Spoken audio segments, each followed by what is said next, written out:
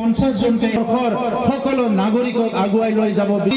তৃতীয়বাৰৰ কাৰণে প্ৰধানমন্ত্ৰী দায়িত্ব লবলৈ গৈ আছে আৰু এইজন প্ৰধানমন্ত্ৰী যে সবে গুচি গল দাদা আমি কি কৰিম আমিও আহিম দ্বিতীয় সফলতা বিটিআৰ অঞ্চলত 100% নিৰাপত্তা পাইছে দিনে জয়ন্ত বসুমতাৰী ডাঙৰীয়া কমসে কম 3 লাখ ভোটত বিজয় হ'ব এটো নিশ্চিত হৈ গল কাৰণটো হৈছে প্ৰধানমন্ত্ৰী নৰেন্দ্ৰ মোদী ডাঙৰীয়াই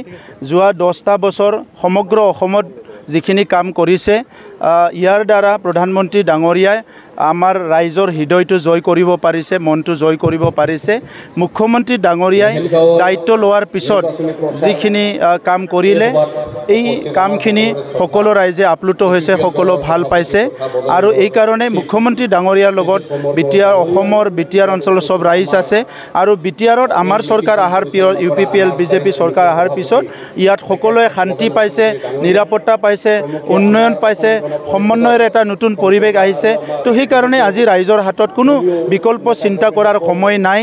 কাৰণ 17 বছৰত বিপিএফৰ যিখিনি ভুল কাম কৰিলে দমন নীতি চলালে লুণ্ঠন কৰিলে এইবিলাক ৰাইজে পাহৰি যোৱা নাই এই কাৰণে আজিৰ সময়ত এটাই মানে চইচ আছে হিটো জয়ন্ত বসুমতাৰী আৰু অহা 7 তাৰিখৰ যেটো নিৰ্বাচন হ'ব ইয়াত জয়ন্ত বসুমতাৰী ডাঙৰীয়াক বিপুল ভোট দি ৰাইজে জয়যুক্ত কৰাবলৈ গৈ আছে ইটো মই আগতে কৈছো ইটো হাইকোৰ্টৰ কথা কাৰণ না আমি খাৰিজ কৰিব পাৰো না আমি ইটো মানে আমি ইটো তেখেতক দিব পাৰো ইটো হাইকোৰ্টৰ কথা হাইকোৰ্টে যেটো ক'ব ইটো আমি সন্মান কৰিব লাগিব ইয়াৰ বাহিৰে বেলেগ নাই নিৰ্বাচন ইতিমধ্যে সমাপ্ত হ'ল প্ৰথম পৰ্যায়ৰ নিৰ্বাচন ইতিমধ্যে সমাপ্ত হ'ল কেনেকুৱা দেখা প্ৰথম পৰ্যায়ৰ নিৰ্বাচনীত পাঁচটা সিটে জয় হ'বলৈ গৈ আছে তাত একো সন্দেহ নাই ইতিমধ্যে কনফাৰ্ম এটা কথা কৈছে যে পৰৱৰ্তী নিৰ্বাচনসমূহত আমাৰ বিপিএফ নিৰ্বাচন নেখেলে এই প্ৰমোদ আকৌ আমাৰ চাওক আজি যেটো পৰিৱেশ যোৱা 17টা বছৰত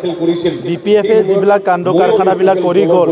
ৰাইজে তেখেতক বহুত মৰম দিছিলে বহুত সন্মান দিছিলে বহুত আশা কৰিছিলে কিন্তু না আশা পূৰণ কৰিলে না ৰাইজৰ সন্মানটো ৰাখিব পাৰিলে না ৰাইজৰ মৰমটো ৰাখিব পাৰিলে ঠক প্ৰবঞ্চনা ৰুণচল দমন নীতি চলাই গ'ল হাগ্ৰামা মহিলাৰী ডাঙৰীয়া গতিকে আজি এইটোৱে নিৰ্বাচন